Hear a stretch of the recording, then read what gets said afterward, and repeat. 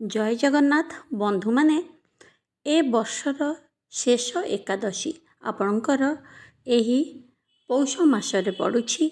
तेबे एही एकादशी दिन आपण को किछि सुंदर प्रतिकार कहबी जो प्रतिकार कले जीवन रे आपणकर सबु प्रकार समस्या जहाँ भी समस्या रही प्रत्येक समस्या पई आपण को प्रतिकार कहबी सही प्रतिकार कले 100% ग्यारंटी सह आपण जीवनर समस्या दूर हो जिवो एटा मोर ग्यारंटी। किंतु आपण को विश्वास करने को पड़िबो श्रद्धा सह ये प्रतिकार करने को मध्य पड़िबो। तेबे एही प्रतिकार गुड़िक बहुत पावरफुल एवं आपण को बहुत एनर्जेटिक करि थाए आपण जीवन को सफलता आनी थाए एटा मोर 100% ग्यारंटी। आपण विश्वास सह करिकी तो देखंतु उपाय निश्चिंत काम करिबो आपण जीवनर प्रत्येक समस्या 100 रु 200% दूर हो जिवो। तेबे बंधु माने एही पौष मास शुक्ल पक्ष एकादशी रे आपण करिवे सुंदर सुंदर प्रतिकार। तेबे वर्षर यह हेउछि शेष एकादशी बड़ एकादशी मध्य प्रभु नारायण श्रीहरि विष्णु प्रभु श्रीकृष्ण जगतर पति जगन्नाथ उद्देश्य रे समस्त वैष्णव माने एही व्रत को पालन करिथांती। तेबे प्रथमे कहबी बहुत जनक मतरे रहिछि एही जो एकादशी व्रत 30 तारिख रे हेबो ना 31 तारिख रे हेबो। तेबे आपण को मु एठी क्लियर करी रखुछि जेउ माने गृहस्थी से माने बहुत जन प्रायतः बा बिरजा पांजी अनुसारे बिरजा पांजी साधारणतः जाजपुर बा किछि अंचलर लोक माने व्यवहार करि थांती मानि थांती। तेबे बिरजा पांजी हिसाब रे 30 तारिख दिन पालन करा जाउछि एवं गृहस्थ लोक माने मध्य बहुत मात्रा रे पालन करूछंती।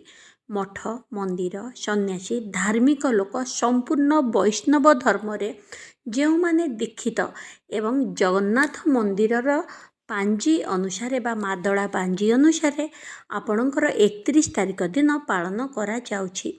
साधारणतः कुहा जाए सूर्य उदय रु जेउ तिथि लागि थाए ताहा ही पालन योग्य होई थाए बा ताहा पालन करिबा पई श्रेष्ठ होई थाए। सूर्य उदय परे बा विंगत परे दिनर अधा समय रु जदि कौनसी तिथि पालन हुए ताहा खंडित होई थाए अर्थात अधा सह अधा संगे समान मना जाई थाए। तेणु सूर्य उदय ठारू जेतिकी समय रहु पछे जेतिकी समय हेउ पछे तारी भितरे पूजा पाठ समापन करिबा हेउछि आमर धर्म एवं सात्विक नियम मध्य। तेणु सूर्य उदय को देखिले 31 तारिख दिन प्रातरु ही एकादशी आपणकर रहुछि आपण सेटा पालन करिबाटा सबुठु शुद्ध एवं सात्विक मध्य।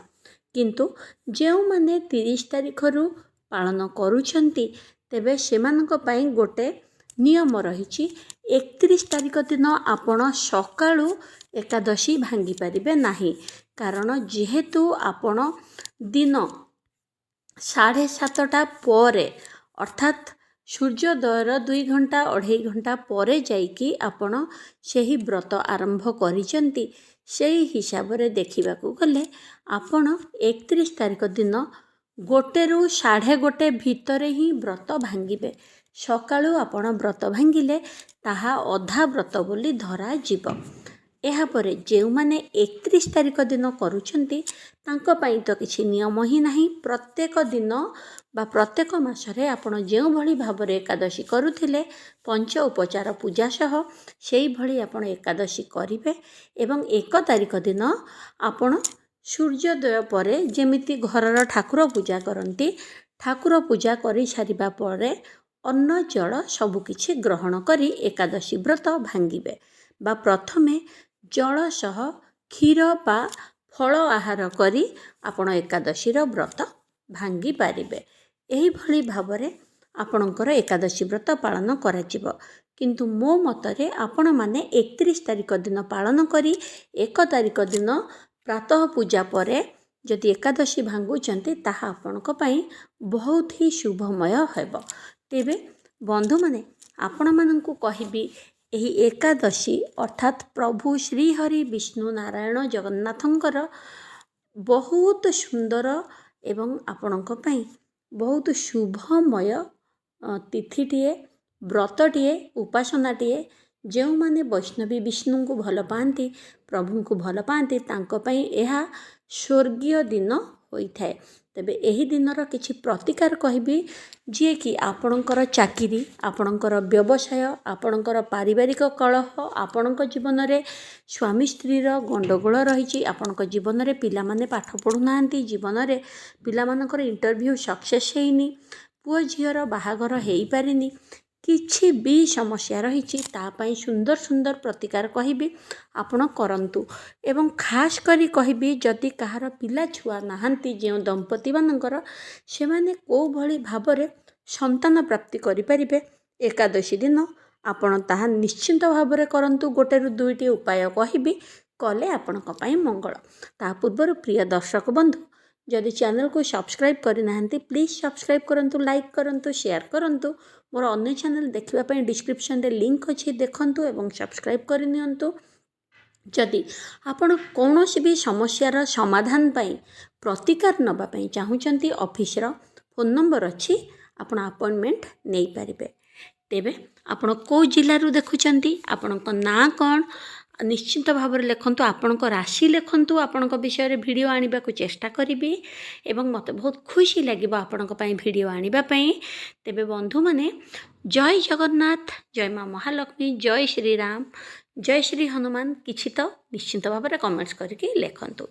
ପ୍ରଥମ ଉପାୟଟି, ଯେଉଁମାନଙ୍କର ସନ୍ତାନ ନାହିଁ, ସନ୍ତାନ ପାଇଁ ବହୁତ ଚେଷ୍ଟା କରୁଛନ୍ତି ଏବଂ ତାଙ୍କର ସବୁ ପ୍ରକାର ଶାରୀରିକ କ୍ଲିଅର ଅଛି, ଡକ୍ଟର ଭଲ ମତ ବି ଦେଉଛନ୍ତି, କିନ୍ତୁ ସନ୍ତାନ ହେଇପାରୁନି, ବା ଯଦି ବି ଡକ୍ଟର ବି ଭଲ ମତ ଦେଉନାହାନ୍ତି, ଆପଣ ଚେଷ୍ଟା କରନ୍ତୁ ନିଶ୍ଚିତ ଭାବରେ, କାରଣ ସନ୍ତାନଠୁ ସୁଖ ଜୀବନରେ କିଛି ନାହିଁ।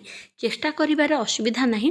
ମୁଁ ବହୁତ ସହଜ, ଶସ୍ତା, ଖୁବ୍ କମ୍ ଟଙ୍କାର ଉପାୟ ଆପଣଙ୍କୁ କହିଥାଏ। ରିମେଡ଼ି ଗୁଡ଼ିକ ବହୁତ ପାୱାରଫୁଲ୍।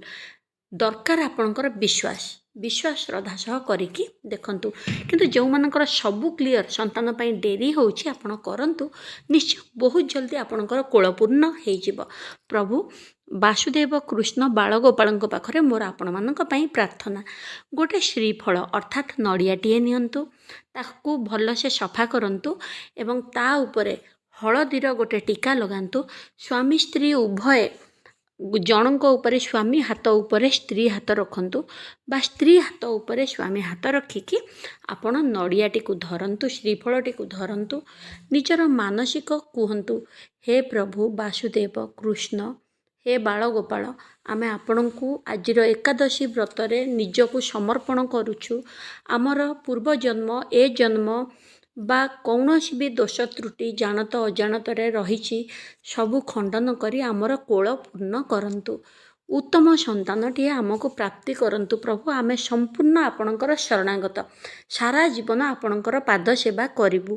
ଏଇଭଳି ସଂକଳ୍ପ କରି ନଡ଼ିଆଟିକୁ ଆପଣ ଯେକୌଣସି ନାରାୟଣଙ୍କ ମନ୍ଦିରରେ, କୃଷ୍ଣ, ରାମ ବା ଜଗନ୍ନାଥ ମନ୍ଦିର, ଖାସ୍ କରି କୃଷ୍ଣ ମନ୍ଦିର ହେଲେ ବା ନାରାୟଣଙ୍କ ମନ୍ଦିର ହେଲେ ବହୁତ ଭଲ, ଆପଣ ସେଇଠି ସେ ନଡ଼ିଆକୁ ଦେଇ ଦିଅନ୍ତୁ ଏବଂ ଯାହା ବି ଧୂପ ଦୀପ ଭୋଗ ଆପଣ ଅନ୍ୟ ଯାହା କରିବା କଥା ମନ୍ଦିରରେ ଯେମିତି କରନ୍ତି, କରିକି ଆପଣ ମୁଣ୍ଡିଆ ମାରିକି ଫେରି ଆସନ୍ତୁ।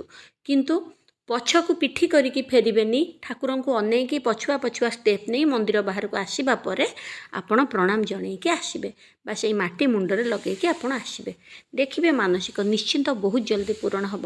ଯଦି ଆପଣଙ୍କ ଘର ପାଖେ ସେଇଭଳି କିଛି ମନ୍ଦିର ନାହିଁ, ତେବେ ଆପଣ ସେହି ନଡ଼ିଆଟିକୁ ନିଜ ଠାକୁର ଘରେ 24 ଘଣ୍ଟା ଅର୍ଥାତ୍ 31 ତାରିଖ ଦିନଠୁ 1 ତାରିଖ ପର୍ଯ୍ୟନ୍ତ ରଖନ୍ତୁ।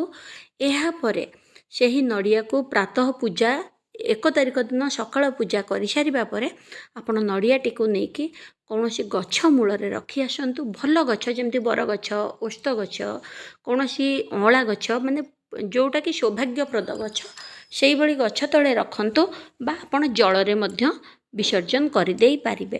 ପାଖରେ ଯଦି ଜଳ ନାହିଁ, ତେବେ କୌଣସି ଭଲ ସଫା ପରିଷ୍କାର ମାଟି, ଯେଉଁଠି ଅପରିଷ୍କାର ନଥିବ ସେଭଳି ମାଟି ମଧ୍ୟ ଆପଣ ଖୋଳିକି ସେ ନଡ଼ିଆଟିକୁ ବିସର୍ଜନ କରିଦେଇ ପାରିବେ। ତେବେ ଦ୍ୱିତୀୟ ଉପାୟଟି ହେଉଛି, ଏହି ଯେଉଁ ନଡ଼ିଆର ଉପାୟ ଆପଣ ଅନ୍ୟ କ'ଣ ପାଇଁ କରିପାରିବେ, ନିଜର ଚାକିରି ପାଇଁ କରିପାରିବେ, ବିବାହ ପାଇଁ କରିପାରିବେ, ଘର ପାଇଁ କରିପାରିବେ, ଉନ୍ନତି ପାଇଁ କରିପାରିବେ, କିଛି ବି ଆପଣଙ୍କର ମାନସିକ ଏ ନଡ଼ିଆର ଉପାୟ ସମସ୍ତେ କରିପାରିବେ। ଦ୍ୱିତୀୟ ଉପାୟ ହେଉଛି ଯେଉଁମାନଙ୍କର ବିବାହ ହୋଇପାରୁନାହିଁ ସେମାନେ କ'ଣ କରିବେ, ଘରରେ ଯେତେ ଜଣ ମେମ୍ବର ଅଛନ୍ତି ସେତିକିଟା ମାଟିର ଗୋଲି ତିଆରି କରିବେ। ଏଇ ମାଟିର ଗୋଲି ନିଜ ଅଗଣାରୁ, ନିଜ ବଗିଚାରୁ, ନିଜର ଯଦି ଫୁଲ କୁଣ୍ଡ ଅଛି ସେଇଥିରୁ ନେଇ ତିଆରି କରିବେ ଯଦି ବହୁତ ଭଲ, ଯଦି ସେଭଳି ନାହିଁ ତେବେ ବାହାରୁ ସଫା ଜାଗାରୁ ମାଟି ଆଣି ମଧ୍ୟ ଆପଣ କରିପାରିବେ। ଆପଣଙ୍କ ଘରେ ଯେତିକି ଜଣ ମେମ୍ବର ସେତିକିଟା ଆପଣ ଗୁଲି କରିବେ, ମାଟିର ବାଟୁଳା ତିଆରି କରିବେ। ବଡ଼ ଲୋକଙ୍କ ପାଇଁ ଟିକେ ବଡ଼ ବଡ଼ ବାଟୁଳା, ଛୋଟ ପିଲା ଯଦି ଅଛନ୍ତି ତାଙ୍କ ପାଇଁ ଛୋଟ ବାଟୁଳା କରିବେ। ସେଇଠି ଯଦି ଆପଣଙ୍କର ବିବାହ ପାଇଁ ଝିଅଟିଏ ଦରକାର କି ଜୋଇଁଟିଏ ଦରକାର ତେବେ ଆପଣ ତା ନାଁରେ ଗୋଟେ ବାଟୁଳାଟିଏ କରିବେ। ଏତିକି କହିବେ, ଏହି ଯେଉଁ ବାଟୁଳା ମୋ ବୋହୂ ରୂପରେ ମୋ ଘରକୁ ବହୁତ ଜଲ୍ଦି ପଳେଇ ଆସିଛି। 3 ମାସ ଭିତରେ, 6 ମାସ ଭିତରେ ଗୋଟେ ସମୟ କୁହନ୍ତୁ। ମୋ କହିବା କଥା ଏଇଠି 3 ମାସ ଯଦି କହିଛନ୍ତି ଯେ 3 ମାସରେ ହେଇଯିବ ତାହା ନୁହଁ, 6 ମାସ ଲାଗିପାରେ, ବର୍ଷକ ଭିତରେ ହେଇଯାଇପାରେ ନିଶ୍ଚିନ୍ତ ଭାବରେ, କିନ୍ତୁ ଗୋଟେ ସମୟ ଆପଣ କୁହନ୍ତୁ। ଯଦି ଜୋଇଁ ଚାହୁଁଛନ୍ତି ସେଇଭଳି ଗୋଟେ ମେମ୍ବର ହିସାବରେ, ଗୋଟେ ଭଲ ଲୋକ ହିସାବରେ, ଗୋଟେ ଦୈବୀୟ ଲୋକ ହିସାବରେ ମୋର ଜୋଇଁ ରୂପରେ ମୁଁ ଏଇଟାକୁ ମୋ ପରିବାରରେ ମିଶାଉଛି, ନିଶ୍ଚିନ୍ତ ଭାବରେ ମୋ ଜୋଇଁ ମୋ ଘରକୁ ଚାଲି ଆସିଛନ୍ତି, ଏଇଭଳି ଆପଣ କହିବେ। ବା ଏଇଟା ବି ଆପଣ ସନ୍ତାନ ପ୍ରାପ୍ତି ପାଇଁ କରିପାରିବେ। ଯଦି ଘରେ ଯେତିକି ମେମ୍ବର ଛଡ଼ା ଆପଣ ପିଲାଟିଏ ଚାହୁଁଛନ୍ତି, ନିଶ୍ଚିନ୍ତ ଭାବରେ ଏହି ଯେଉଁ ପିଣ୍ଡାଟି ମୁଁ ତିଆରି କରିଛି ସନ୍ତାନ ରୂପରେ ମୋ ଘରକୁ ବହୁତ ଜଲ୍ଦି 6 ମାସ ଭିତରେ, ବର୍ଷକ ଭିତରେ ଆସିସାରିଛି। ମାନେ ସବୁ ହେଇଯାଇଛି ବୋଲି ଆପଣ କୁହନ୍ତୁ, ଆସିସାରିଛି। ଇମାଜିନ୍ କରନ୍ତୁ ଛୁଆଟିଏ ଆସିଛି, ତେଣୁ ତା ପାଇଁ ଗୋଟେ ବାଟୁଳାଟେ। ଏହାପରେ ସବୁ ବାଟୁଳାରେ ଆପଣ ହଳଦୀର ଟୀକା ଲଗାନ୍ତୁ। ସେଇଠି ଆପଣ କହିପାରିବେ ଓମ୍ ନମଃ ଭଗବତେ ବାସୁଦେବାୟ, ଓମ୍ ନମଃ ଭଗବତେ ବାସୁଦେବାୟ। ହଳଦୀ ଟୀକା ଲଗାଇଲା ବେଳେ ଆପଣ କୁହନ୍ତୁ, ନଡ଼ିଆରେ ବି ହଳଦୀ ଟୀକା ଲଗାଇଲେ ଯେଉଁମାନେ ନଡ଼ିଆ ଉପାୟ କରୁଛନ୍ତି ଓମ୍ ନମଃ ଭଗବତେ ବାସୁଦେବାୟ ତ ମାନସିକ କହିବା ପରେ ମନ୍ତ୍ର ନିଶ୍ଚିନ୍ତ ଭାବରେ 21 ଥର ଆପଣ ଜପ କରନ୍ତୁ। ଏମିତି ଏଇ ଯେଉଁ ବାଟୁଳାରେ ବି ଟୀକା ଲଗାଇକି ଆପଣ କୁହନ୍ତୁ। ତାପରେ କ'ଣ କରିବେ, ବାଟୁଳା ଗୁଡ଼ିକ ଆପଣଙ୍କ ଠାକୁର ଘରେ ଆପଣ ଗୋଟେ ପ୍ଲେଟ୍ରେ ସଜେଇକି ରଖିଦିଅନ୍ତୁ। ଏହାପରେ ବୁଝିପାରୁଥିବେ ଘରେ ଯେତେ ମେମ୍ବର ସେତିକି, ସନ୍ତାନ ଚାହିଁଲେ ସନ୍ତାନ ପାଇଁ ଗୋଟିଏ, ବା ଜୋଇଁ ଝିଅ କିଛି ବି ବିବାହ ପାଇଁ ଚାହୁଁଛନ୍ତି ତାଙ୍କ ପାଇଁ ଗୋଟେ ବାଟୁଳା ଆପଣ କରିପାରିବେ। ବା ଉଭୟ ଝିଅ ଜୋଇଁ ଦରକାର ତେବେ 2ଟା ବାଟୁଳା ବି କରିପାରିବେ। ଯେତିକି ମେମ୍ବର ଚାହୁଁଛନ୍ତି ଆପଣଙ୍କ ପରିବାର ଛଡ଼ା ସେତିକିଟା ଆପଣ କରିବେ।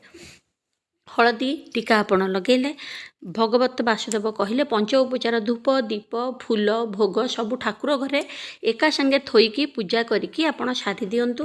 ସେ ତାଙ୍କୁ ମଧ୍ୟ ଧୂପ ଦୀପ ଦେଖାନ୍ତୁ। ସବୁ ପରେ ଆପଣ ରହିବାକୁ ଦିଅନ୍ତୁ 31 ତାରିଖ ଦିନ ପୁରା। 1 ତାରିଖ ଦିନ ସକାଳ ପୂଜା ସାରିବା ପରେ ସେହି ଯେଉଁ ମାଟିର ବାଟୁଳାକୁ ଆପଣ ନେଇ ଆପଣଙ୍କ ଘରରେ, ଯଦି ଭଲ ଫୁଲ କୁଣ୍ଡ ଅଛି, କଣ୍ଟା ଗଛ ହେବ ନାହିଁ, କଣ୍ଟା ଗଛ ଛାଡ଼ିକି ଭଲ ଫୁଲ କୁଣ୍ଡ ତଳେ, ଯେମିତି ଗେଣ୍ଡୁ ଗଛ, ସେବତୀ ଗଛ, ଏଇଭଳି ସବୁ ଭଲ ଗଛ ତଳେ ଆପଣ ତାକୁ ପୋତି ଦିଅନ୍ତୁ। ବା ନାହିଁ ତ ଆପଣ ଜଳରେ ବିସର୍ଜନ କରନ୍ତୁ। ନାହିଁ ତ କୌଣସି ଭଲ ଗଛ ଯେମିତି ବରଗଛ, ଓସ୍ତ ଗଛ, ଅଁଳା ଗଛ, ଏଇସବୁ ପୂଜା ଗଛ ତଳେ ମଧ୍ୟ, ବା କଦଳୀ ବୃକ୍ଷ, ଏଇସବୁ ଗଛ ତଳେ ନେଇକି ଆପଣ ସେ ଗୁଳାକୁ, ମାଟିର ବାଟୁଳାକୁ ଆପଣ ଟିକେ ମାଟି ଆଡ଼େଇକି ବିସର୍ଜନ ମଧ୍ୟ କରିଦେଇପାରିବେ। ଏହା ବହୁତ ଭଲ। ଆପଣଙ୍କ ଇଚ୍ଛା ବହୁତ ଜଲ୍ଦି ପୂରଣ ହୋଇଯିବ। କେବଳ ବିଶ୍ୱାସ ରଖନ୍ତୁ 100%। ତୃତୀୟ ଉପାୟ ମୁଁ ଆପଣଙ୍କୁ କହୁଛି, ଆପଣଙ୍କୁ କେହି କହିନଥିବେ, ଆପଣଙ୍କ ଜୀବନରେ ବହୁ ପରିଶ୍ରମ କରୁଛନ୍ତି, କିଛି ବି ଫଳ ମିଳୁନି, ଖାଲି ହତାଶା, ସବୁଠି ଅପମାନ, ସବୁଠି କଷ୍ଟ। ତେବେ ଗୋଟେ, ବା ପ୍ରତ୍ୟେକ ମାନେ ଖାଲି ସେତିକି ନୁହେଁ, ପାଠ ପଢ଼ାରେ ସକ୍ସେସ୍ ପାଇଁ, ଇଣ୍ଟରଭ୍ୟୁରେ ସକ୍ସେସ୍ ପାଇଁ, ଆପଣଙ୍କ ଜୀବନରେ ବିବାହରେ ସକ୍ସେସ୍, ସନ୍ତାନ ପାଇଁ ସକ୍ସେସ୍, ପ୍ରତ୍ୟେକ ଜାଗାରେ ଯାହାକୁ କୁହନ୍ତି ଫ୍ରୁଟଫୁଲ୍ ଅର୍ଥାତ୍ ଫଳ ପାଇବା ପାଇଁ ଆପଣ ଗୋଟେ କାମ କରନ୍ତୁ ନା, ପ୍ରଭୁ ନାରାୟଣଙ୍କୁ ପ୍ରିୟ ହେଉଛି କଦଳୀ। ତେବେ ଆପଣ ଗୋଟେ କଦଳୀ ସହିତ ଗୋଟେ କମଳା, କମଳା ହେଉଛନ୍ତି ମା ମହାଲକ୍ଷ୍ମୀ। ଦେଖନ୍ତୁ ମା ମହାଲକ୍ଷ୍ମୀଙ୍କର ଅନ୍ୟ ନାମ କମଳା, ତେଣୁ ତାଙ୍କୁ କମଳାଟିଏ, କଦଳୀ ଏବଂ କମଳା ମିଶାଇକି ଆପଣ କ'ଣ କରିବେ, ତାକୁ ଦୁଇଟାକୁ ଧରିକି ଆପଣ ପ୍ରଭୁ ନାରାୟଣ ଲକ୍ଷ୍ମୀଙ୍କ ପାଖରେ ଏକାଦଶୀ ରହିଛି ବା ନାରାୟଣ ବା କୃଷ୍ଣ ବା ଜଗନ୍ନାଥ ଆପଣ ଯାହାକୁ ବି ପୂଜା କରୁଛନ୍ତି ଏକାଦଶୀ ବ୍ରତରେ ତାଙ୍କ ସାମ୍ନାରେ ସେ ଫଳକୁ ଗୋଟେ ଥାଳିରେ ରଖିକି ଆପଣ ସମର୍ପଣ କରନ୍ତୁ। ଧୂପ ଦୀପ ଭୋଗ ଯେମିତି କରୁଛନ୍ତି ଘରେ କରିକି ସମର୍ପଣ କରନ୍ତୁ। ହାତରେ ଧରିକି ଫଳ ଦୁଇଟାକୁ ପ୍ରଥମେ ନିଜର ମାନସିକ କୁହନ୍ତୁ, ହେ ପ୍ରଭୁ ବାସୁଦେବ କୃଷ୍ଣ, ମୁଁ ମୋ ଜୀବନରେ ସବୁ ଶୁଭ ଫଳ ଚାହୁଁଛି। ମୋତେ ଚାକିରି କ୍ଷେତ୍ରରେ ଶୁଭ ଫଳ ମିଳିଛି ବା ଇଣ୍ଟରଭ୍ୟୁରେ ଶୁଭ ଫଳ ମିଳିଛି ବା ମୋର ପିଲାମାନଙ୍କୁ ଶୁଭ ଫଳ ମିଳୁଛି ବା ମୋ ଘରକୁ ସବୁବେଳେ ଶୁଭ ଫଳ ହେଉଛି ବା ମୋତେ ଜୀବନରେ କେବଳ ସଫଳତା ମିଳି ଚାଲିଛି। ମୋର ପ୍ରତ୍ୟେକ କାର୍ଯ୍ୟରେ ମୋତେ ଶୁଭ ଫଳ ମିଳୁଛି, ଶୁଭ ଫଳ ମିଳୁଛି, ଶୁଭ ଫଳ ମିଳୁଛି, ସକ୍ସେସ୍ର ଫଳ ମୋତେ ମିଳୁଛି। ମୋ ଜୀବନ ସବୁବେଳେ ହାପି ଫ୍ରୁଟଫୁଲ୍ ହେଇଛି। ଏଇଭଳି ଆପଣ ପଜିଟିଭରେ କହିକି ଓମ୍ ନମୋ ଭଗବତେ ବାସୁଦେବାୟ ହାତରେ ଧରିକି ହିଁ 21 ଥର ଜପ କରନ୍ତୁ। ତାପରେ ଥାଳିରେ ରଖି ପ୍ରଭୁ ନାରାୟଣଙ୍କୁ ପାଣି ଛଡ଼େଇ ଦିଅନ୍ତୁ, ସମର୍ପଣ କରିଦିଅନ୍ତୁ। ଆପଣ ଏକାଦଶୀ ଦିନ ସେମିତି ତାକୁ ରହିବାକୁ ଦିଅନ୍ତୁ। ତା ପରଦିନ ଯେଉଁ ବ୍ରତ ଭାଙ୍ଗିବେ ସେହି ଫଳକୁ ଆପଣ ପ୍ରସାଦ ରୂପରେ ପିଲାମାନଙ୍କୁ ବାଣ୍ଟନ୍ତୁ ବା ପରିବାରରେ ଆପଣ ବାଣ୍ଟନ୍ତୁ। ଏଇଭଳି ଆପଣ ଦିଅନ୍ତୁ, ନିଶ୍ଚିନ୍ତ ଭାବରେ ଆପଣଙ୍କୁ ଶୁଭ ଫଳ ପ୍ରାପ୍ତି ହେବ। ଆଶା କରୁଛି ଆପଣମାନଙ୍କୁ ଭିଡ଼ିଓ ବହୁତ ଭଲ ଲାଗିଥିବ। ଭିଡ଼ିଓ ପସନ୍ଦ ଆସିଲେ ଲାଇକ୍, ସବସ୍କ୍ରାଇବ୍, ସେୟାର ନିଶ୍ଚିନ୍ତ ଭାବରେ କରନ୍ତୁ। ଦେଖା ହେବା ଆଉ ଗୋଟେ ଭିଡ଼ିଓରେ। ଜୟ ଜଗନ୍ନାଥ।